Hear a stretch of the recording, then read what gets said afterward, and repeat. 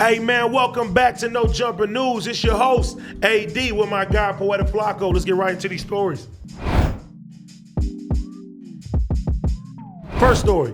Gucci Mane is calling for his rap peers to stop speaking ill of the dead while admitting regret over his role in popularizing the trend. On Thursday, Guwap released his latest single, Dissing the Dead, which finds the rapper repenting all of his old ways of disrespecting his dead ops, urging other rappers to follow his lead. I know my tongue is a sword, and I know I should be more careful with shit that I said. I feel like I started a trend that's never gonna stop. They gonna keep dissing the dead. None of this shit. No pretend. This shit is so real. A nigga get shot in the head. Young nigga wicked on pills and going on drills. We need to stop dissing the dead, Gucci raps on the chorus. Of course, Gucci Mane has a history of disrespecting the deceased, most notably during his beef with Jeezy. During the Versus battle in 2020, Guwap blatantly performed The Truth, a diss song aimed at Jeezy's friend and associate Pookie Loc, who he allegedly killed in self-defense in 2005. As previously reported, Gucci made matters worse by continuing to diss Pookie after the song had ended. Damn!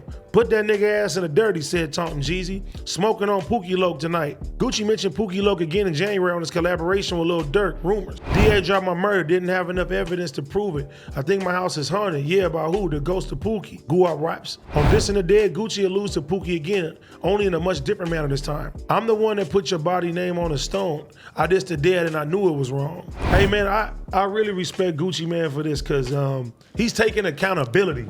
You know what I mean? And with him being an OG in the game now, and like he said, I never thought about him being one of the first ones to do it. You know what I mean? But he's grown now. He's seeing that he's a part of the problem. And hopefully people do listen to this, bro. Of course. You know, more rappers need to stand up and be like, you know what? We ain't rocking with this dissing the dead no more. You know what I mean? Like, that needs to be the new trend now, bro. Like, because we're going to keep losing lives, man. Yeah, it is corny. But we're going to keep losing lives, man. And, you know, you got one life to live, man. This shit ain't no game. This is not Grand Theft Auto role play. This ain't none of that. This is, if you got problems, a nigga catch you slipping, you lose your life. You're out of here. Game fucking over. You know what I mean? And I don't want to keep reporting on anybody's deaths, man, senseless crimes and shit like that. Like, I don't want to see that shit no more. Call me PC, call me whatever. Yeah, I'm a gang member, whatever the fuck you want to call me. But, you know, we got to stand up, man. You know what I mean? Real ones got to sit there and tell the truth and let motherfuckers know, bro, these rappers, they living good-ass lives. They not in the fucking trenches. You know what I mean? So while you following behind these niggas that's living in mansions and out the motherfucking way, don't be a dumbass and put yourself on the front line when you still got to live in the front line. Stop that bullshit. Listen, bro.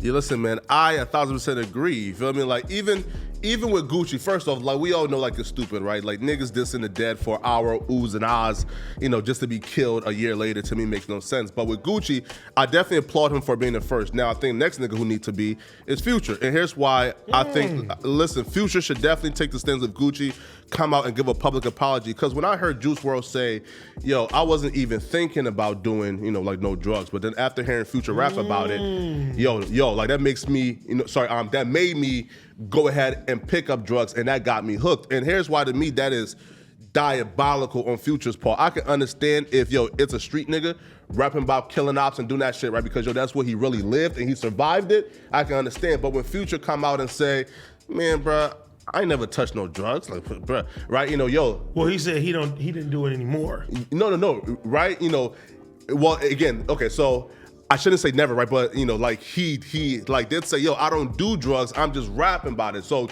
like, what that shows me is his intent going into it is to romanticize it. And if you're going into it to romanticize doing drugs just for entertainment, to me, that's wrong. Because, yo, when you have Juice WRLD saying, I was a kid, bro, not even thinking about doing this ish, and listen to Future made me pick up that shit, and now Juice WRLD is dead, his blood is on Future's hands. Juice WRLD death is on Future. I wouldn't say that. Absolutely. I wouldn't say that. But let's say you could say the same shit about Chance the Rapper. Acid rap. You know what I'm saying? Hey. Like, listen, no, a lot of people, that's facts. I'm just saying. That's facts. That nigga, you know, again, right now that nigga is out here reading scriptures and shit. Bro, own up to your shit and come along and apologize. But, you know, we can say the same thing, and you say it all the time. You say that you don't like deaths and shootings and crimes, but you respect the music. So when you hear niggas, you say, telling a story, if you believe it's true or not, the same rules can apply for people that's talking about doing drugs at the time. Niggas be like, I'm popping a Molly, I'm this and some that, who ain't never popped a Molly, and people admitting that they're not using it can be said for the same thing. It's just a story at this point. Yo, listen, it is definitely hypocritical. You feel me? You know, so you're 100% right. You know, that's definitely true. Now, like with me is, you know, I can tolerate it more if you're rapping about, let's say, something that you went through in terms of drugs, right? Because I don't think there's no I don't think there's no there's no entertainment value rapping about, you know, like drugs to me, right? Unless you really lived it. Now, again, okay. Don't mean to cut you off, but okay, most of these rappers, right? Yeah, they big time now, rich. You feel me? Yeah. They're not in their hood sliding, right? Of course. Okay, but they still rap about it because they're coming from a place of where they once was. Yeah. And they built a career off of it for years. So are those people wrong for telling stories at this point? We know they're not out there really doing it. Yeah. So the same thing you can say about Future is like, all right, we know Future ain't out here. He says it. I ain't doing drugs no more. Of course. You know what I mean? But the essence of let's keep it real. What is Future's best album to you? I would say, bro, what got him cracking was Dirty Sprite 2. I just said the DS2, yeah. Yeah, bro. Yes, so sir. it's like, but going forward now with the music and shit like that, you know, people love the essence of what got a person hot. Yeah, of course. You know what I mean? Just like Chance the Rapper. I think Chance the Rapper's best fucking album is acid rap. And even if he's not doing acid no more and he went back to that essence, I think more people in his original core fan base would fuck with him. Nah, man. You don't think so? Well, here, so for Chance, it's definitely like Coloring Book, right? It's like that what it's Coloring called? Book is great too. Yeah, that's where Chance, that was when people thought that Chance was next one up, right? But even like with Chance, yo, again, I didn't even know because I was probably like too young to even like listen to like acid rap. But yo, if he was doing that, yo, come back and apologize, right? You don't get to rap about that shit, influence kids to do drugs, and then come back and read the Bible and say you're all good now, right? So again, we are definitely bro, it's self-morality, man. Yeah. It's self-reflection, because look at Gucci, man. Gucci done said, smoking on Pookie Loc. He done made the song, go dig your partner up, nigga, bet he can't say shit, and if you're looking for the kid, I be in zone 6. You know what I mean? The gangster shit be slapping, though. I ain't gonna hold you, man. It slaps, but it takes somebody now, like he's trying to do right now, like saying, hey, I admit that I'm a part of the problem. Here, let me give my voice, and hopefully kids listen, and we can start fixing what's going on right now, because before, yeah, killings was happening, but it wasn't a trend in hip hop for people to be dying like this at this alarming rate. Of course. Yo, listen, man, I definitely agree. Both is wrong. You know, we're hypocritical for probably accepting the violence, but not the drug use, man. You know, so I just hope that, again, if every artist can maybe put a disclaimer at the end and like begin and say, yo, listen, man. Parental advisory. Yeah, it's stories, don't believe this, don't do this, et cetera, Hey, man. Next story. Sesame Place is facing a $25 million class action lawsuit over how its costume characters allegedly treat young black children. A law firm filed the lawsuit on behalf of the Baltimore family. They also released a new video of characters allegedly snubbing other black children at the Bucks County amusement park. The video follows a now viral posted nearly 2 weeks ago by a New York family who says a Sesame Place character ignored 2 little girls. We stand here before you today simply to try to fight and protect little black children and their fundamental civil rights, Attorney Malcolm Ruff said. Attorneys for the Burns family and the Baltimore family filed a class action lawsuit alleging pervasive and appalling race discrimination against Sesame Place and his parent company, SeaWorld. Video footage shows that they said several costume characters snubbing a 5-year-old black girl for other white children. She was ignored amongst a sea of other young white children who were able to interact, give hugs, high fives, the attorney said. Attorneys assert that the 4 Sesame Place characters purposely avoided interacting with Kennedy and black park guests and could provide footage to support their claim. Lawyers see compensatory and punitive damages in excess of $25 million, and as other families who may have experienced bias to come forward. We want to punish SeaWorld because they know what happened was wrong, and we're sure that we're going to find that this is indeed a pattern that they were aware of and they just didn't care, one attorney said. The lawyers represent the New York family emphasized that they are not part of this lawsuit. Sesame Place said it's taking action to review its practices to identify necessary changes. Sesame Place also responded to the lawsuit. We will review the lawsuit filed on behalf of Mr. Burns. We look forward to establishing the claim through the established legal process. We are committed to deliver inclusive, equitable, and entertaining experience for all our guests. So Sesame Place, at first I seen Rosita, you know, she did the thing, and you know, it kind of made me raise an eyebrow. Yeah. And you know, even me, I joked about bird slapping the baby. You know what I mean? And it's and it's not, you know, it's not funny though, because I'm seeing more clips, and it does seem to me like it is becoming a pattern.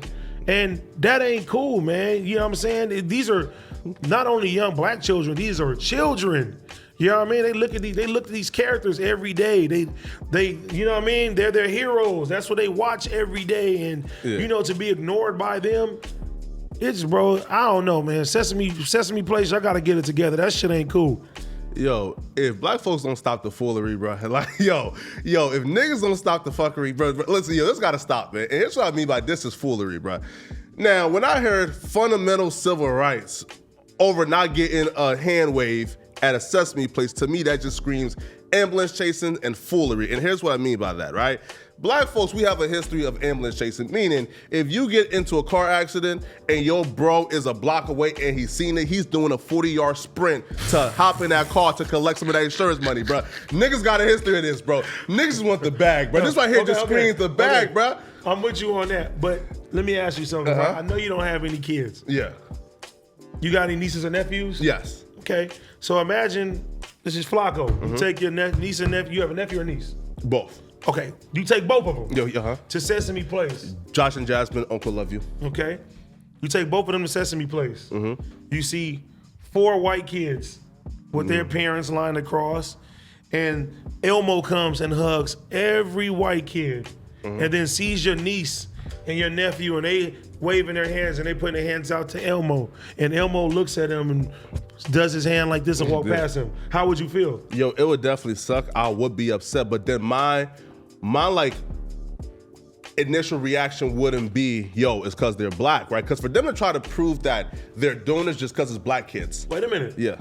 That's only one incident. Sure. Then you see another video of a girl. She's there, she's looking at it, and then Bird is hugging and, you know, high-fiving everybody. Yeah. The girl puts her hand out and he, you know, pops her in the face and act like he ain't there. You know what I'm saying? So you see that, it's like, all right, one incident, it's a stretch. 2 incidents, all right, it seems a little weird. 3 incidents, I seen another one of the guys, a little black girl put her hand out, and the guy literally knocked her, whatever character he is, I ain't never seen him when I used to watch Sesame Street, knocked her down. So it's like, when it's multiple incidents with young black kids, at this point, bro, you can't ignore and just say that this is coincidence at this point. You know what I mean? Now, the 25 million, them niggas is trying to get the bag. Niggas is tripping with that one. You know, but you know what's gonna happen. This is gonna, it's gonna go, and Sesame Street may say, hey, we're gonna give you guys a settlement. They're gonna settle outside of court, and this is gonna be taken care of. Yeah. But 25 million is crazy. No, listen, like, you actually might have a point, right? They might say, yo, listen, like 25 mil might be crazy, but yo, take this 1 mil just so we don't even have to go through. Bro, they gonna sweep this under the rug, bro. But I'll tell you what, this happening, I guarantee you that Sesame Street characters is gonna be hugging every little black kid going forward. You know what I mean? Yo, listen, but wait till somebody pulls up 20 footage of the Sesame Street characters saying no to white kids. Now niggas ain't gonna be like, damn, bro, like, what's going on? Honestly, they're not gonna care at this point. Let's keep it real. Of course, man. You feel me? Hey, yo, listen, man. And that's like our reverse racism. You know what I mean? Nah, yo, listen, get your bag, bro. Get that 25 mil if you can get it from out the white man. Shit. Get it, man. YouTube, like, comment, subscribe, and we'll be back with more No Jumper News. Dope, man.